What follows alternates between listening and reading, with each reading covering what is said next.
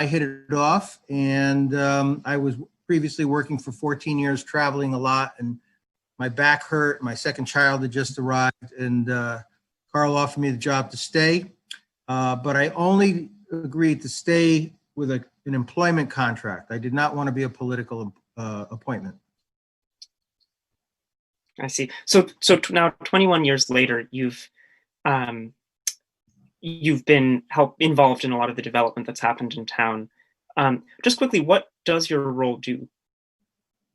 My role in Hamden is probably different than other economic developers in other towns. So my role initially, when I first came in, was to begin to implement the town's long-range economic plan, which was sort of a menu of tax abatements, grants. We had a small business loan program. We had some technical assistance, and that's what I was hired to do. Very transactional, I would point out, and it has evolved through the years, and it should keep evolving going forward. So that's what I was hired to do. But invariably, I got Sam involved in redevelopment projects. My background prior to this was to put together financing for municipal redevelopment projects around the state and suburban and urban towns. So I brought that skill set, and very quickly I got involved in redevelopment projects, particularly on the east side of town in the State Street area, and then the Eli Whitney Museum. That was one of my big first projects. So since then, it's evolved. Every 2 or 3 years, we amend the long-range plan based on economic data and the experience that we have. And this is all with the Economic Development Commission, by the way. And then, of course, it's approved by the Legislative Council.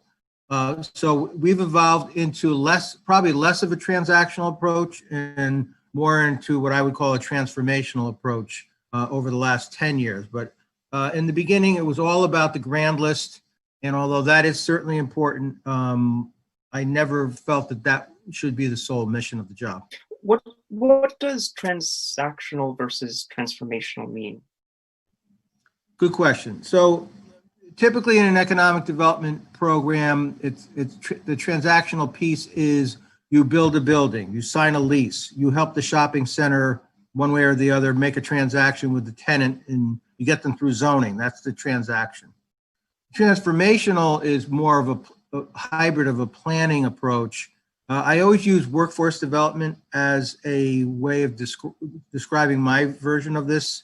So in a transactional approach with workforce development, you give an employer a grant to create a job. So if I hire Sam, welder, he might get $1,500, depends on the program, or I might pay part of Sam's salary for 6 months. These are actual programs that are either existing or in the past. That's transactional.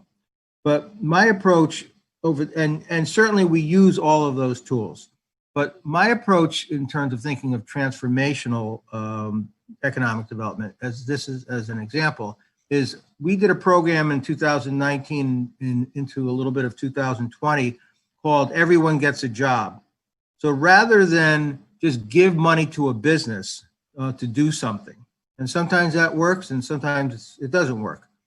We wanted to promote through our Board of Education career options by integrating the private sector with the parents and students. And we focused on 5th through 9th graders. So what we did was we had a series of 8 panels where we had speakers from the private sectors, business owners, a plumber, just about every category. And then we worked with the Board of Ed to promote it. And we had a very good turnout of parents and young people, students, to attend those, to talk to them about the possibility that their child doesn't have to go to college, for example. Some do, some don't. So that's a good example of the difference between transformational and transactional. It's more of like teaching them to fish versus giving them a fish, if you want to use the old adage. I see. So over the years, you've done a lot of transactional pieces of development, I imagine. What stands out to you? Obviously, the town has changed a lot, and the world has changed a lot since 1999. What are you most proud of? Well, there's sort of 3 parts to that one, because that's a question I would expect to get for an interview. So in terms of the real estate side of things, a couple projects, 2 or 3 projects really stand out for me. One was the Eli Whitney Museum, which was the very first project I worked on that had any meat on it. And it was a big conflict resolution issue, and it was a contaminated former gas station. If you drove by it today, you would see a boat building place that's part of the Eli Whitney Museum. And so it was extremely hard. The exact amount of money involved was about $500,000.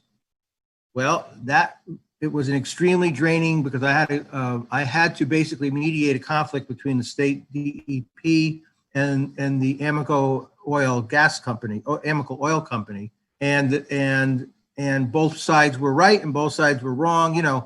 So that was an example of negotiating a transactional conclusion, which was that Amoco donated the property. That's one. The Home Depot project that people see at the corner of Benham and Dixwell, well, that was a fallow site. There was basically no tenants in what they used to call the Pathmark Supermarket Plaza, and there was nothing where Home Depot was. There was a old Rickles, hardware store that was a burnt down manufacturing building, basically. And what happened was Home Depot and the developer at the time came forward with a proposal to basically redo that whole center. The problem was that Benham Street was too narrow, and the traffic light was not be approved by the State Traffic Commission. Now, this is like between the lines where people don't understand what economic developers really do sometimes. So they had to widen Benham Street, and to do that, we had to negotiate with 4 property owners to essentially take out, in 2 of the cases, half of their front lawn. And then in another case, we took a sidewalk from the diner on the corner, and then the little office building on the corner, there was a little triangular piece. So my job was to negotiate with all 4 property owners. I was successful with 3 out of the 4. And then the 4th one wouldn't cooperate, and the town had to do eminent domain to take the sidewalk to widen the road for public purpose.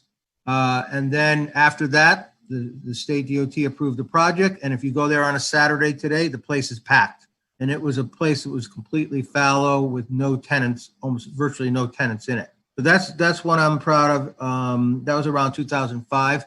Highwood Square, which is now a mixed-use artists in affordable housing project that has some commercial uses, is across from the Keefe Center. Looks like a piece of sculpture. You've probably driven by it.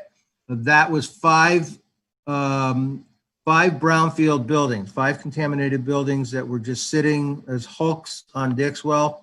And our office put them together in a redevelopment project to turn it around into a tax-paying mixed-use project. It's a very pedestrian place, affordable housing. They have a dentist there, a financial management, and a couple other companies. So those are just some examples. There's many things I could mention, but those are examples of things that really, on the sort of, we'll talk about the corporation later, but on the small business side, I'm very proud of our retention record. Most economic development programs are viewed to be a recruitment exercise to bring somebody in to the town. We have our incentives, because let's face it, our taxes are too high in Hamden, so we had to have a tool. And we've been very good in terms of making businesses feel like they want to stay here. The most activity that any economic developer sees is from existing businesses, not from outside businesses. And so I'm very proud of the fact that we've lost almost no small businesses in the entire 21 years we've been here. Small businesses. You have your delis that go in and out, but for the most part, family owned. Many of them are still operating, doing fine, even through a couple of recessions, and now, of course, the pandemic. So, I mean, I can go on and on all day about that stuff, but those are some examples of things that I'm proud of, and the corporation, of course. Mm-hmm. And of course, the town has changed a lot, I imagine, in 21 years. And I would also imagine that the type of development coming to the town, both the type of development that is attracted to Hamden and maybe the type of development that the town wants to attract, have changed. Is that true? And in a more holistic sense, how has Hamden changed, and the way that it has developed in the way that that people think it should be developing? How has that changed over the years? Well, without thinking about the future, because the future is a different category of a discussion, I don't think it's changed a lot. We have five major shopping centers. Right now, if you collectively put together, they're over 90% occupied. The big change there, Sam, is that we'll call it the Amazon effect and the internet effect, in that you're seeing uses within shopping centers that are no longer retail, and that's not going to change. If you go to the Milford Post Mall or any mall, you have a lot of vacant space. I'm reading about all these malls that are proposing putting housing right on the site. The Chapel Square Mall, when I grew up in New Haven, is an apartment. It was a mall. It's a regular mall. So down, if you look at Putnam Plaza, people I know were very upset about not having a grocery store there. We could not attract a grocery store. We contacted every grocery store in the United States that had an Eastern footprint. But what we ended up getting was Porter and Chester Trade School, which I thought was an excellent use because it brought foot traffic to that center. And now we have a new CVS that just opened up because healthcare is always a growing industry.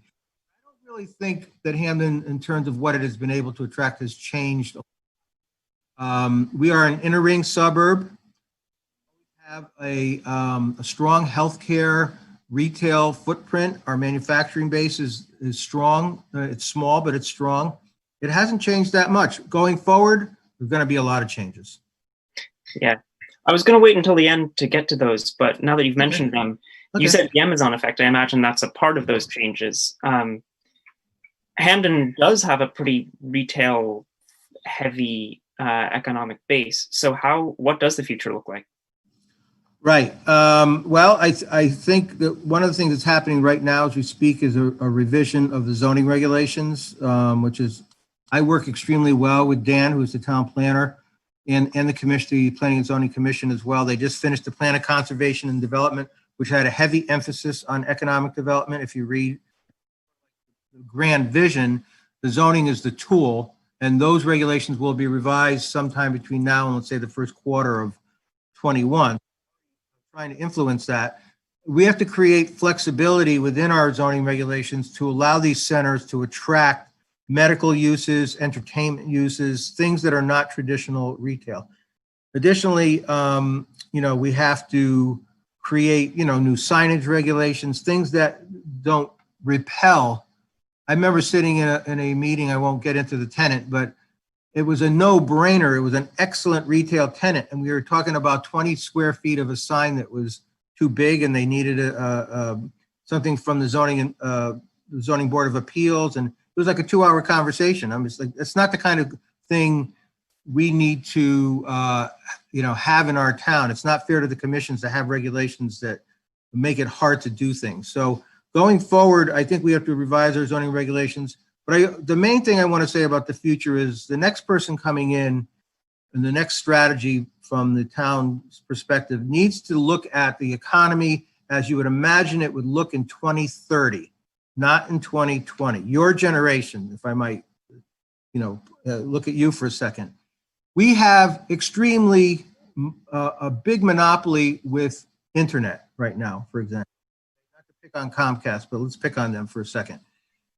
They basically monopolize, them and Frontier to a lesser extent, the commercial sector of internet. I'm not saying they're a bad company. The place I'm sitting right now has Comcast. At home, I have Comcast. But we need high-speed broadband to attract people from your generation to stay here and to open businesses. And one thing we've learned from the pandemic is that people are going to work at home even if everything went back to normal tomorrow. People have learned that they don't have to commute as much. So we need to expand broadband, and not only in the north part of town where the richer people live, we need to definitely meet the digital divide in Southern Hamden and make sure that everybody has an opportunity to learn and work. So I do think investments, looking at things from a macro perspective, are going to dictate the success of the future of the economy. It'll always be not say a bedroom community, but an inner ring suburb, because a lot of people work in New Haven. They go to Yale or the hospital or other places in New Haven and the region. We have an out migration of Hamden a lot more than an in migration of Hamden. So So it's a long-winded answer, but going forward, we need to think about the economy in 2030. That's sort of my mantra as I go out. Mhm. What do you think the economy of 2030 will look like in on the street? What does that look like when you're driving down Dixwell? I think that I think the trends will continue. I think the healthcare industry will have a bigger footprint on Dixwell Avenue. Look at the aging population in Hamden. Okay, like many communities in Connecticut, not just Hamden, but the percentage of people over 55 years old, 60 years old. I'm 64. I'm 64 and I'm healthy, and I have 9 doctors. So I think the footprint on Dixwell is going to be impacted by the healthcare, the natural healthcare marketplace. I think that the retail market will shrink. I don't think we should, this is going to fly in the face of what perhaps many political people think. I don't think we should build any more or very little more commercial space in town, because I do think the footprint, what you're doing is creating vacancy in 2035. You know what I mean? I think this push the grand list is the only strategy, is really a 1980s strategy. It's not a 2030 strategy. So I do think we need to have more housing, we will have more medical. I think we will have to have more technology and technology related things. But I do think that we have to invest in our housing market, because we'll always be an inner ring suburb. So that's what it looks like to me. I think our manufacturing sector is very strong and very solid. I don't see doubling the size of it or anything like that. Now that may fly in the face of what conventional wisdom is for what economic development means, because we're always under budget pressures. But I do think that we're going to have less development in many ways. Mm-hmm. Yeah, you mentioned broadband. Can you talk a little bit more about that? Sure. So again, thinking about the customer, somebody that's in 10th grade today, in 2030 is going to be whatever, starting to run the world, starting to run the town. And we need to attract young people to stay here in this town and buy the houses and pay the taxes and help the civic infrastructure remain stable. Your boards and commissions, people who run for office. We need the younger generation to want to stay here. So we need to give them an internet speed that really is what they need to succeed. And so we started a subcommittee about a year and a half ago with, I think Josh Elliott initiated it. And then we brought in many of the, let's say, factions that disagree, but we all agreed on this issue was important.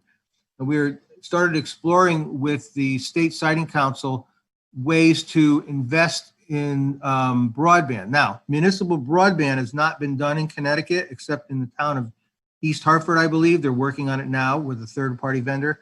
There's essentially 2 ways to do it. There's a micro trenching idea, like you think of this would be burying a broadband line trunk that the town would manage. The town would basically almost run a utility. This is what we've been talking about. And I know there's a lot of discussion about streetlights, but my position on all of this stuff is that we want to invest in something we don't have right now, which is high-speed internet. There's basically a monopoly by one company. So by doing it either in the ground or on the poles through what's called the municipal gain on the poles, you would create an infrastructure from north to south, east to west, that people can connect to from their home, much like a water line or sewer line.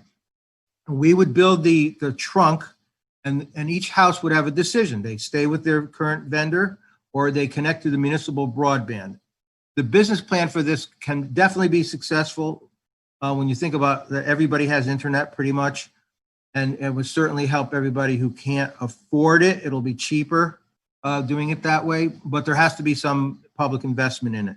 So the idea of this is either whether it's in the ground or on a pole, probably going to be on the pole if it's going to be anywhere, because there's too many, it's too complicated to do it in the ground. Then we would have municipal broadband, and it would be like 10 times faster than anything you can get today. Of course, that will drag the whole marketplace to a faster place as well, because there'll be competition. We need more competition in the marketplace. So that's important for the future economy and the retention of your generation of people going forward. Mm-hmm. Yeah, I want to pivot for a moment.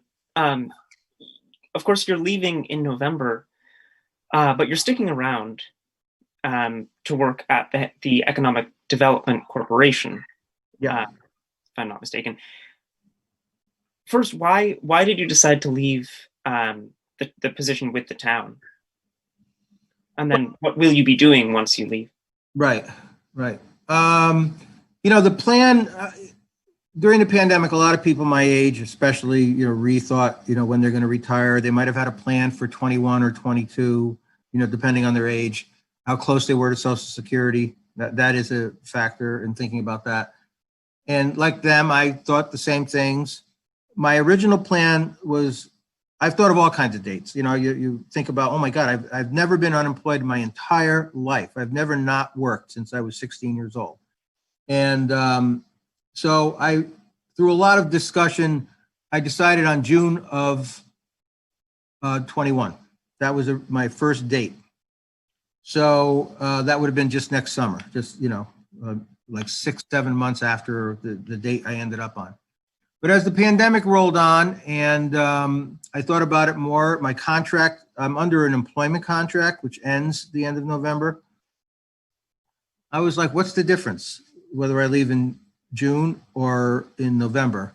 The big thing that kind of pushed me over the edge was the acquisition of this $4 million grant under the corporation, because I knew that is going to be a lot of work and it would take away from everything else. And it's although the town would have been reimbursed for my time during the day, it just, to me, it would have taken away from the whole mission of where my position needs to go. And in a backdrop view, the town planner is also retiring in January. So the town's got to make a lot of decisions, and I didn't want to hold up any of those decisions, but really that grant pushed it from June till the end of November.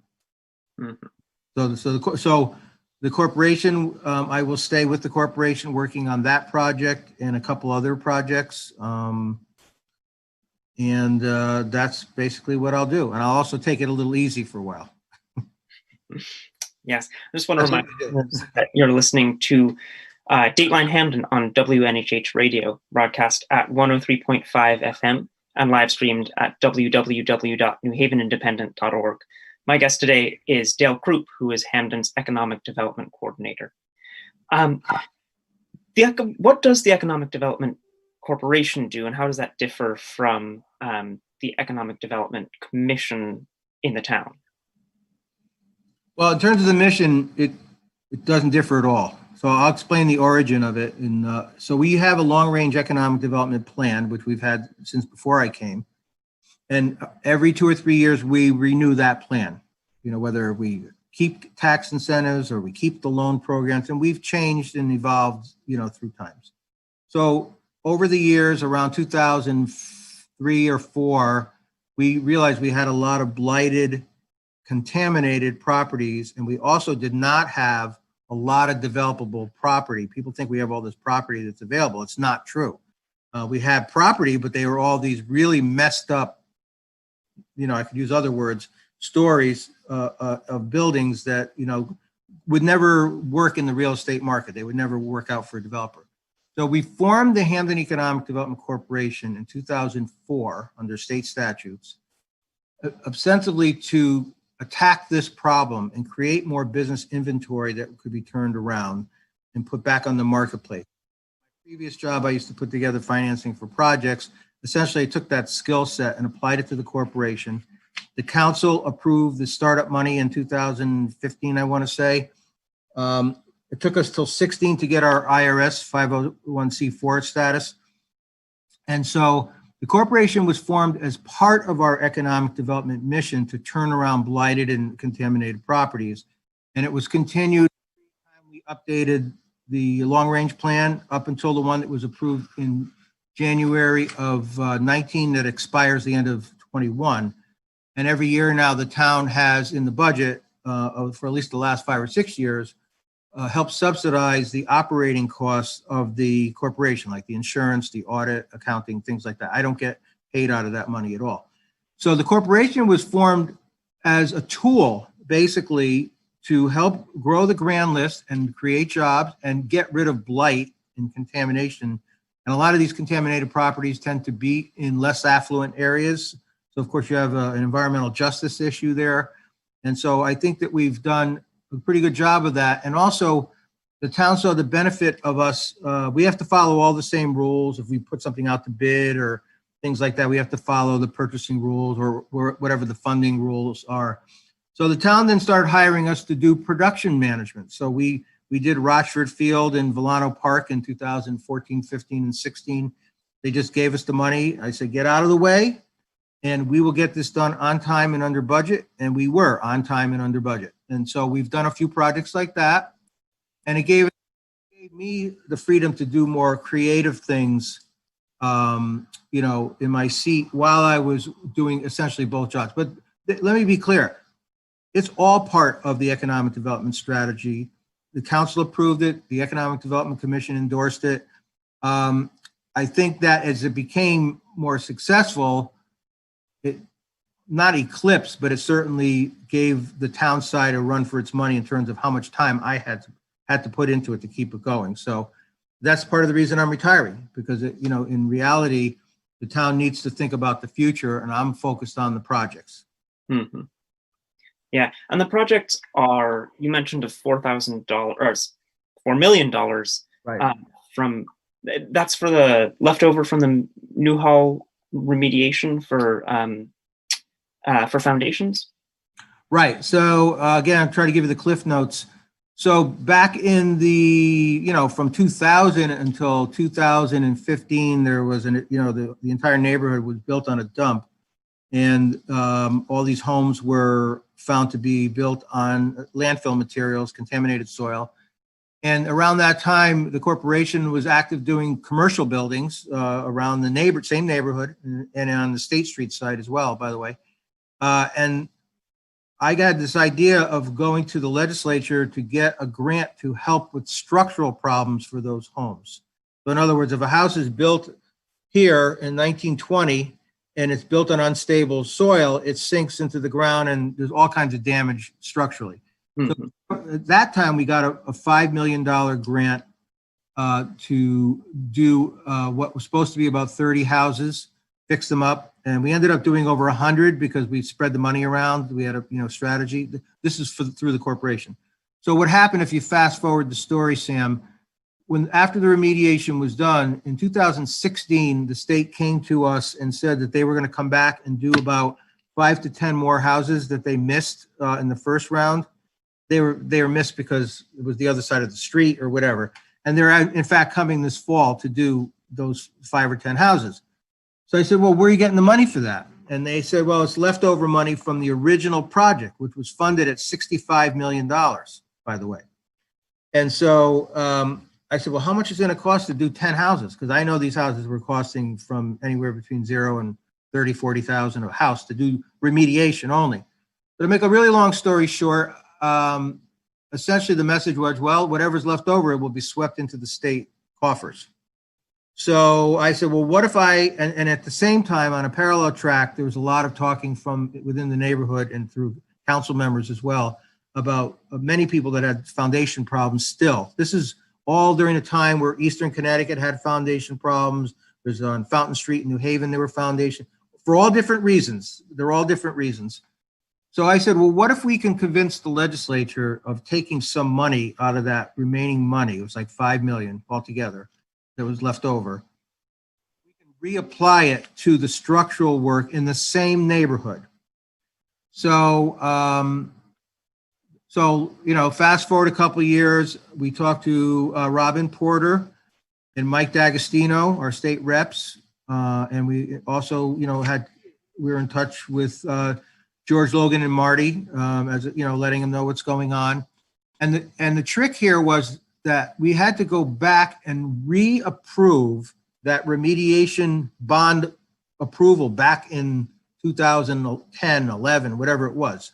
So it's not new money, it was the leftover money. So we went to OPM. Mike and me, Michael in particular and me, and Walter Morton, by the way, crafted the language change. Walter was extremely helpful in getting it through the process of OPM, and then eventually over to the bond commission, which is basically the tool of OPM. And then it got on a bonding list. That was probably about March or April of this year.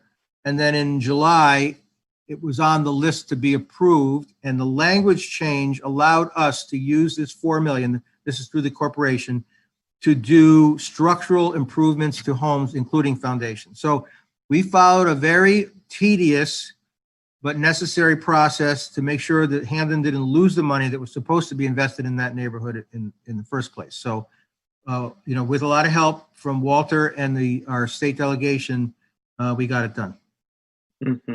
Well, and by the way, the paperwork is just happening now.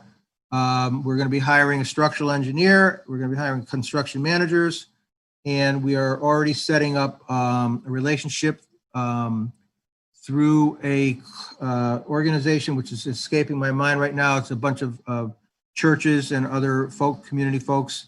I forget the name of it, so forgive me if you're listening. But we had our first meeting with them to do marketing of the program so residents know about the availability of it. I see. And you're also, I assume, continuing to work on Borough 496, the business incubator. Right. Yeah, it's been difficult here. I'm here right now, as a matter of fact.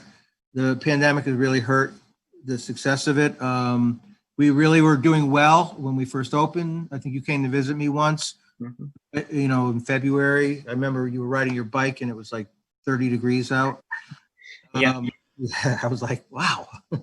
But, and we were doing well. We had events and people were paying us to use the place. We have tenants. We still do have tenants.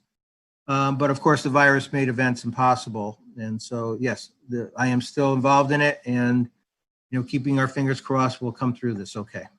Mm-hmm. Yeah. And if all goes well, what will developing the borough look like once tenants can come back? Well, I think we have to just keep looking for people that can fit the profile of a tenant, or we call them members here. We don't call them tenants, but for the lack of a better term. Right now we have a technology company, a food bank, a workforce development agency.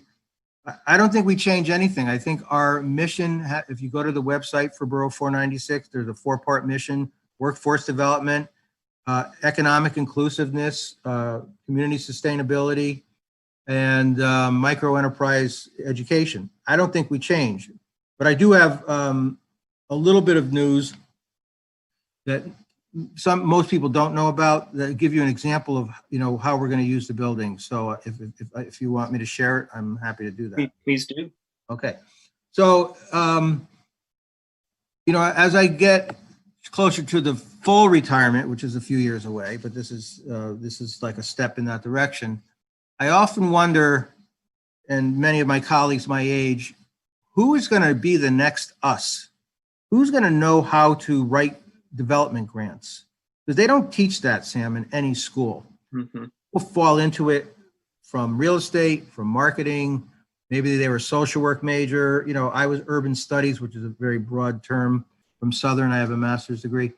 I was a social work undergrad. Who's going to teach them? So to make a really long story short, we pitched the concept of starting a school, an institute here at Borough that will teach young people, particularly young women and people of color, how to do community and economic development. The boring stuff, the interesting stuff, but certainly the technical stuff. Mm-hmm. So we went to the State Department of Housing, and again, after much discussion and a curriculum, they funded $300,000 grant to start this school at Borough 496, a program that will bring in other partners. I have Gateway Community College on, and many other trade organizations. That's probably a separate story if you want to do a separate story on it. So that's a good example of the school that we're going to start here. Now, how much of this can we do here and how much of it will be virtual? That right now. So we had a curriculum that, you know, everything from asset management to how to write community development grants, to how to deal with brownfields, how to do public speaking, how to build a coalition, how to conduct a public meeting, how to do prevailing wage compliance, all the little tedious things that, to be successful doing this, you need to know all those things one way or the other. And people are very interested in this. So that's something that a few people know about, but that's a good example of something within the mission of Borough that we're going to launch from here, and then will be hopefully replicated statewide eventually. But you know, it's too early to tell. But since we did the curriculum, you know, we have a public health crisis, and we had you know, racial violence come, you know, after we already got the grant. So we're sort of backed up. We're dealing with creating a public health module focused on that. And then of course we have to integrate justice into virtually every module that we have, because it permeates every aspect of life. So that's a good example of what we plan to do instead of just renting to businesses, which was the original plan, which develop programs that truly help the community and to help the next generation get good jobs. I see. Now going back to, you said before that Hamden's zoning regulations need to change. And of course, those are going to be overhauled in the next few months or a year. What else needs to change, both in Hamden and at the state level, to spur the kind of economic development that you think Hamden needs? Because I imagine it's more complicated than just zoning regulations. There are a mess of other factors. Well, looking at it from a macro perspective, it's going to be difficult to change in a positive way, because we have a regressive tax system. We have a over-reliance on property tax as a way to fund our school system. These are things that economic developers, I mean, we could certainly testify and develop a coalition, have a protest, you know, whatever. But the state, the world of state government has to take those things on to really have an impact on economic development at the local level. I think there's a lot of things they can do within state agencies, like, you know, deal with prevailing wages in a more constructive way. These are macro things from a state perspective. I think that these are problems that we can't solve, but they have to happen, because towns like Hamden, that it's very residential in its tax base, cannot create too much commercial tax base. They cannot, you know what I mean? We only have about 8% of our land zoned for commercial use, compared to like 20% in some towns. So, and based on my previous answers, we really can't, we shouldn't create that much more commercial space. Doesn't make any sense. So we're still relying on the residential taxes to pay for everything. So that's my answer there. I want to make one quick comment about locally, because I observe things like you do as a reporter and other reporters do. People better stop yelling at each other and start working together. You know, it's offensive to me as a taxpayer and somebody who grew up in the late 60s. We invented this stuff. I mean, protests and things, you know. There was just as many issues back then, and that's a sad thing, of course, as there are now. But this yelling at each other, I've been reading your stuff and reading other articles about it, and I've witnessed these meetings, is not helping the town at all. And business people definitely pay attention to that. Town's taxes are too high, of course, but we have the tools to make things work. But I think the visual is not good for the town, and that's all I'll say about that. Yes. Certainly observed that as well. You said the state's tax system needs to change, and there needs to be less of a reliance on property taxes to fund education. Do you have ideas of how a different tax structure in the state would look? Well, I'm not an expert on this. I look at other states, and part of the problem with Connecticut is it's a very small state. I mean, we do not have county government like most states do have county government. So most towns focus their taxes and services at the county level. So there's not 169 little kingdoms like there are in Connecticut. There's been some Mayor Jackson is one very good example with somebody who tried to initiate more sharing of services. I mean, other mayors have tried it. Curtis tried it and worked on it, but Scott was the one who really started to bring it out. And so those are all fine ideas. Tax sharing. Oh my God, people will have a heart attack if you say we should share taxes across the board. But I do think you could take lessons from states to work regionally better, and not just from. So here gets to another issue that the state could focus on. The state tends to talk about regionalism, but they don't fund it. They don't put any money into it. So a lot of regional economic development groups are struggling. They become marketing organizations versus real advocacy groups, or trying to do things that are meaty with taxes or shared tax revenue. But if you look at other states at what they're doing at the county level, that's probably the roadmap that we need to go. And we also need, more professional managers at the municipal level. I think that is also something that we need statewide. We have town managers in some communities, but not enough, in my opinion. We have a lot of talented people that come out of corporate management that have a skill set that could really be helpful. But I do think we need to take lessons from county government. That's interesting. Hamden also is an interesting town specifically because it has so many very different pockets. It's of course the land of Sleeping Giant, but I think you could also call it the land of Dixwell and Whitney Avenues. It's rural. There's farmland up north, and then it's very urban in the south. There's a pretty stark dividing line on Prospect Street between North Edge Hill and then Whitneyville and Spring Glen, right. And then the other side is very different. How does that make development in the town particularly difficult or interesting? Because I imagine people in different parts of town have very different conceptions of the town they live in, and different conceptions of what they want to see come to town. Well, it's an interesting question, Sam. I'll tell you a story that will illustrate my answer. So most people know that working with me that I'm very active working with the civic organizations in town. Some are weak, some are strong, but we have 3 or 4 very active ones. We have Whitneyville, we have Westwoods, we have Spring Glen as 3 good examples of stronger populated and activists. And there are other ones that there's more fractional versions of some civic associations, but those, so I'll use a story from the Spring Glen Civic Association in Westwood. So again, each area of town has a different priority, and usually in my opinion, about what we should focus on from an economic development perspective. So in Spring Glen, it's, very residential.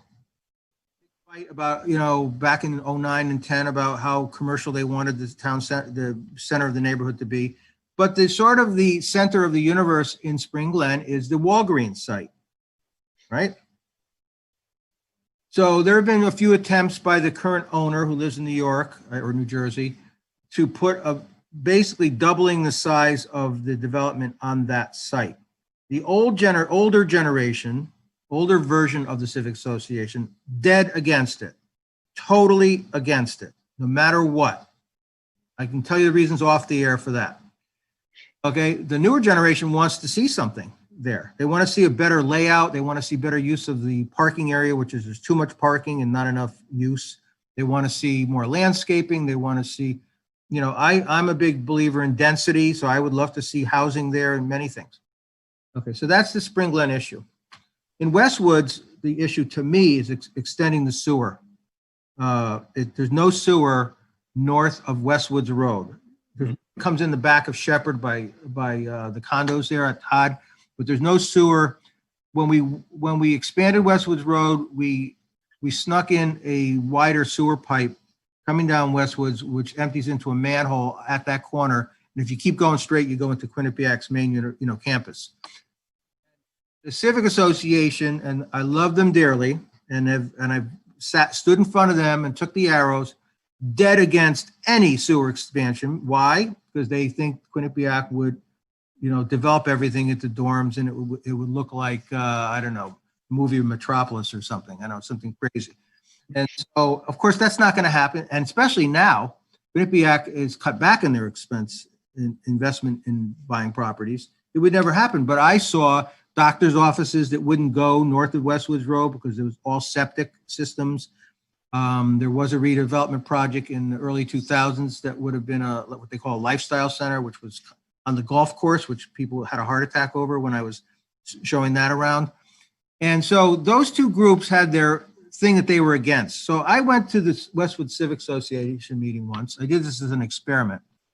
And we were talking about the fact that, everybody wants their taxes stabilized or lower, but nobody wants development.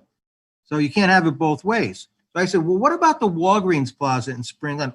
Shouldn't we have better development there? Oh, yeah, they should build as much as possible there, blah, blah, blah, blah, blah, blah. I said, fine. I went to the Spring Glen Civic Association meeting. They said, made the same pitch. I said, what do you think about sewers in the north part of town? Oh, yeah, we should definitely do that. Blah, blah, blah. So I confronted them both back and said, listen, this is the problem. You are very happy for your neighbor to have the development, and you can still be a NIMBY, not in my backyard. But we cannot operate like that with a limited tax base and our tax structure here. And you are all valuable people. You do advocate, but you have to look at it. You're part of a town. You're not your own little kingdom. So Springland was happy to expand the sewers, and Westwood was happy to redevelop Walgreens. That's the best way I can explain this issue. And I always used to start when I first started, how many of you think your taxes are too high? And all the hands will go up. How many of you don't want any more development? The same hands went up. So, the leadership of the town has to push harder. And that's from the mayor on down. It's not just the mayor, it's the council members who run in those districts. They have to take the risk because basically we're one town and we cannot be looked at as like 8 different countries. Mm-hmm. Yeah, that's a great story.